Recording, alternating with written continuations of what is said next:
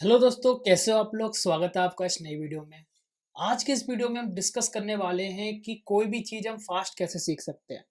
अगर हम example react native का लेते हैं कि रिएक्ट नेटिव को हम फास्ट कैसे सीख सकते हैं, इंटरव्यू के अंदर क्या क्या पूछा जाता है, क्या टॉपिक्स हमारे लिए ज़रूरी हैं, क्या नहीं है, ये सारी चीज़ें इस वीडियो के अंदर डिस्कस करने वाले हैं। क्योंकि इन सारे टॉपिक्स के हमारे पास बहुत सारी क्वेरीज आती हैं इन सारे टॉपिक्स पे। बहुत लोगों के अभी भी मैसेज आते हैं कि भैया हमें समझ में नहीं आ रहा कि एक्चुअल में क्या पाथ फॉलो करना चाहिए मेरे एक्नेटिव के अंदर, क्या टॉपिक्स पढ़ने हैं, क्या नहीं पढ़ने हैं, इंटरव्यू में क्या चीज़ पूछी जाती है ना।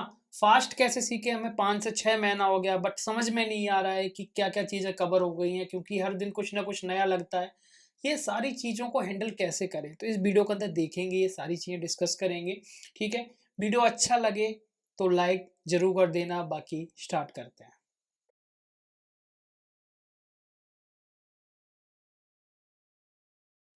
तो सबसे पहले डिस्कस करते हैं कि रिएक्ट नेटिव के अंदर फास्ट कैसे सीखें। हम रिएक्ट नेटिव को समझे मतलब अगर हम स्टार्ट करें तो 1 या 2 महीने के अंदर कैसे सीख ले, 1 महीने के अंदर, क्योंकि कुछ लोग 6 महीने 7 महीने अभी तक काम कर रहे हैं बट वो चीज़ एक होता ना, एक कॉन्फिडेंस वो नहीं आ पा रहा। क्यों नहीं आ पा रहा कॉन्फिडेंस, उसका रीजन जानते हैं।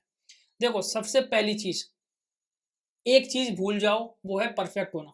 परफेक्ट कुछ नहीं हो सकता, चाहे आप कितना भी कोशिश कर लो। आप सोचो कि हम हर एक टॉपिक पढ़ लें, पूरा टॉपिक पढ़ें, सारे जितने भी लिस्ट है 100 टॉपिक हैं, तो 100 टॉपिक को पढ़ के हम परफेक्ट बने, भाई नहीं हो सकता। क्योंकि मार्केट इतनी ज़्यादा चेंज होती रहती है, टॉपिक्स इतने ज़्यादा चेंज होते रहते हैं, मतलब टेक्नोलॉजीज नई नई आती जाएंगी, है ना, रिक्वायरमेंट नई नई आती रहेंगी। तो आप कितना पढ़ोगे, तो हमें ना अपना खुद का एक टेम्पलेट फिक्स करना होगा, मतलब या फिर हमें अपना लर्निंग का एक ग्राफ सेट करना होगा कि भाई मुझे सिर्फ ये और ये पढ़ना है। अब ये चीज़ कैसे होगी, मैं आपको एक तरीका बताता हूँ, बेस्ट तरीका।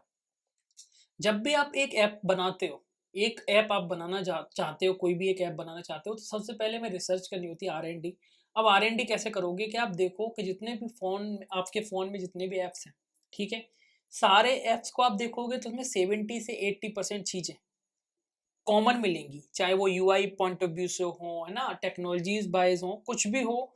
70 से 80% चीज़ें लगभग हमें सेम मिलती हैं हर ऐप के अंदर। अगर मैं एग्जांपल लूँ आपका फेसबुक और इंस्टाग्राम, ठीक है, व्हाट्सएप का भी ले लो। सबसे पहली चीज़, हर ऐप के अंदर एक स्प्लैश स्क्रीन होती है, हर ऐप के अंदर इंट्रो स्क्रीन्स होती हैं, ठीक है, हर ऐप के अंदर डेटा लिस्टिंग होती है, हर ऐप के अंदर एपीआईज हम लगा रहे होते हैं, लोकल स्टोरेज भी यूज हो रहा होता है, ठीक है। उसके बाद हम ऐप को रिस्पॉन्सिव बना रहे होते हैं, हमारे ऐप के अंदर कोड की रीयूजबिलिटी होती है, कंपोनेंट्स यूज कर रहे होते हैं, ठीक है। इस तरीके की चीज़ें हैं। हम फायरबेस भी अगर ज़रूरत है तो यूज़ कर लेंगे, अदरवाइज हमें टेक्स्ट इनपुट यूज़ कर रहे हैं, टेक्स्ट यूज़ कर रहे हैं, इमेजेस यूज़ कर रहे हैं, है ना। तो ये सारी जो कॉमन चीज़ें हैं, है ना, एपीआई से डेटा निकाल रहे हैं, भेज रहे हैं डेटा, है ना, तो ये सारी चीज़ें कॉमन हैं जो हर ऐप के अंदर होती हैं।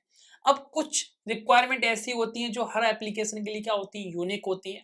अब मान लो आपके पास कोई क्लाइंट आया और उसने बताया कि हमें ये रिक्वायरमेंट चाहिए, उनमें आधी रिक्वायरमेंट तो ऐसी होंगी जो आपने पहले काम किया होगा, 10 रिक्वायरमेंट ऐसी होंगी जो नहीं होंगी। तो अब अगर आप ये सोचो कि हर नई रिक्वायरमेंट को आप पहले से पढ़ लो, ये तो पॉसिबल नहीं है और ट्राई भी मत करो, क्योंकि इससे तो टाइम वेस्ट होता है। क्योंकि रिक्वायरमेंट जैसे आए, कोई भी नई रिक्वायरमेंट आ रही है तो उसको उस टाइम पे पढ़ो, उस टाइम पे उसको सीखो और इम्प्लीमेंट कर दो।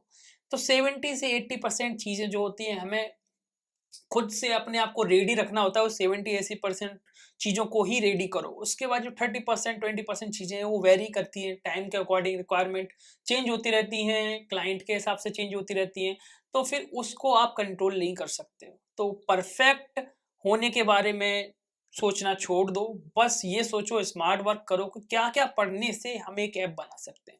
अगर आप 70% चीज़ों को पढ़ने से अगर आप एक ऐप बना सकते हो तो डेफिनेटली आपका कॉन्फिडेंस लेवल बढ़ जाएगा। क्यों? क्योंकि आप हर ऐप के अंदर 70 से 80% चीज़ तो कंप्लीट कर ही ले रहे हो खुद से।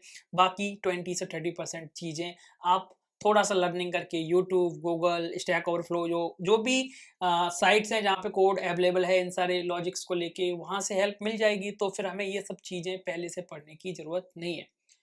अब ये तो हमारा फ़ास्ट तरीका होता है, क्योंकि अगर आप ये चीज़ फ़ॉलो कर लेते हो कि 70-80% चीज़ आपने कंप्लीट कर ली, फिर आपको कोई टेंशन लेने की ज़रूरत नहीं है, कोई नई चीज़ डेली पढ़ने की ज़रूरत नहीं। जैसे रिक्वायरमेंट आए, पढ़ते जाओ और अपने आप को अपग्रेड करते जाओ।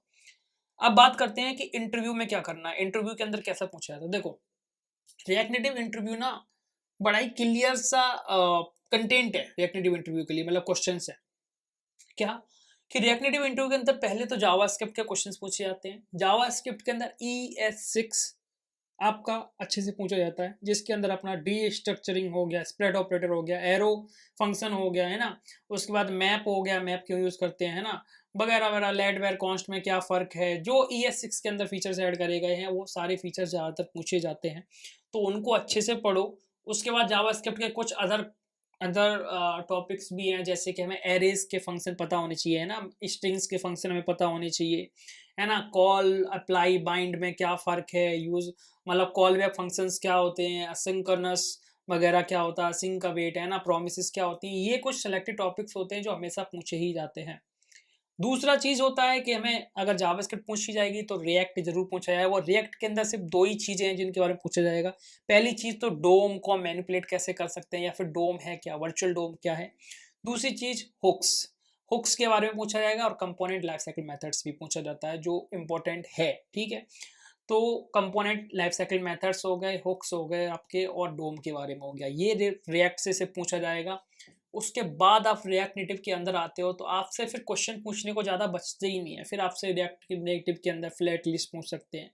आप एपीआईज कौन सी यूज़ कर रहे हो, मतलब किस तरीके से एपीआई को यूज़ कर रहे हो, है ना, परफॉर्मेंस कैसे बेटर कर सकते हैं रिएक्ट नेटिव की, और रिडक्स वगैरह के बारे में पूछ लेते हैं कि रिडक्स कैसे यूज़ कर सकते हो, कॉन्सेप्ट क्या होता है, लोकल स्टोरेज में क्या यूज़ कर रहे हो, वगैरह वगैरह, ये क्वेश्चंस होते हैं। तो अगर आप इन क्वेश्चंस को जो मैंने अभी टॉपिक्स बोले इस वीडियो के अंदर, अगर आप इनको भी लिख लोगे तब भी आपका आधे से ज़्यादा इंटरव्यू क्रैक हो जाएगा। बाकी की चीज़ें अगर आप कहीं भी किसी भी गूगल पे कहीं पे भी सर्च करते हो तो 50 वेबसाइट मिल जाएंगी जहाँ पे आपको रिएक्ट नेटिव के क्वेश्चन मिल जाएंगे। हर वेबसाइट पे लगभग सेम क्वेश्चंस हैं, तो आपको क्या करना है, वो सारे क्वेश्चन को कॉपी करो, एक जगह पेस्ट कर दो, लिख लो एक जगह पे, 2-4 वेबसाइट से क्वेश्चन उतारो, उनको एक जगह लिख लो, और उनमें से कॉमन क्वेश्चन जितने भी हैं उनको, और जो यूनिक है उनको सबको एक जगह लिख के सबको पढ़ डालो। सबके टॉपिक गूगल पे सर्च करो और एक जगह पे अपनी नोटबुक में कहीं पे लिख लो, जिससे जब भी इंटरव्यू दो उन टॉपिक को फिर से पढ़ो अच्छे से, क्योंकि थ्योरेटिकल चीज़ अलग हो जाती है और जब आप लाइव एप्लीकेशन में काम कर रहे होते हो वो एक अलग सिनेरियो होता है बिल्कुल भी, ठीक है। तो वो सिनेरियो अलग होता है, तो उसके लिए हमें थ्योरेटिकल क्वेश्चंस ही रेडी करने पड़ते हैं, वहाँ पे कोडिंग ज़्यादा नहीं पूछा जाता। अब बहुत सारे लोगों को क्वेश्चन होता है कि भैया अगर हमारा रिएक्ट नेटिव का कोई हम इंटरव्यू दे रहे हैं तो हमें डीएसए कितना पूछा जाएगा। भाई डीएसए बिल्कुल नामात्र होता है।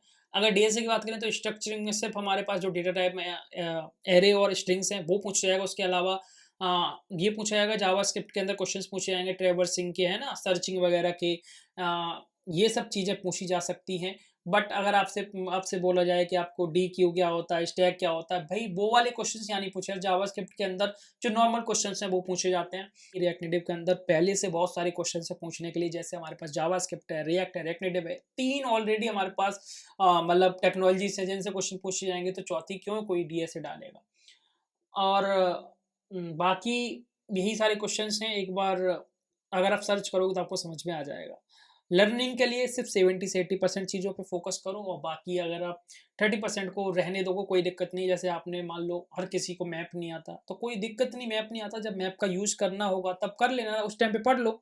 हर किसी को पुश नोटिफिकेशन नहीं आता, जरूरी है पुश नोटिफिकेशन आएगा हर एप्लीकेशन के अंदर पुश नोटिफिकेशन यूज़ करोगे, जरूरी नहीं है, बट जैसे ही आए पढ़ लो। अगर आपको लगता है इंटरव्यू वार पूछ रहा है तो उसे थ्योरेटिकल नॉलेज दो उसे, जब यूज करना होगा उस टाइम पे थोड़ा सा दिमाग लगा के थोड़ा सा नॉलेज और गेन करके इम्प्लीमेंट कर दो। तो ऐसा नहीं है कि आप 100% पढ़ो, जस्ट उसकी एक ऊपर ऊपर की नॉलेज लो जिससे आप इंटरव्यू में बता सको अगर पूछा जा रहा है। उसके अलावा जब इम्प्लीमेंट करना है तो पढ़ सकते हो, ठीक है। तो इस तरीके से फॉलो करो, मैं सेम चीज़ें यही फॉलो करता हूँ। और चाहे मैं जॉब की बात करूँ वहाँ पे भी सैलरी ठीक थी, अब चाहे मैं फ्रीलांसिंग की बात करूँ वहाँ पे भी काम मिल रहा है, क्योंकि मैं सिर्फ इन्हीं रूल्स को फॉलो करता हूँ, इसके अलावा मैं कुछ भी फॉलो नहीं करता हूँ। तो फिर आप लोग भी ये ट्राई कर सकते हो, और अगर वीडियो हेल्पफुल लगा हो तो लाइक भी कर सकते हो। बाकी जिन लोगों ने चैनल सब्सक्राइब नहीं किया वो लोग कर सकते हैं। मिलते हैं नेक्स्ट वीडियो में, तब तक के लिए।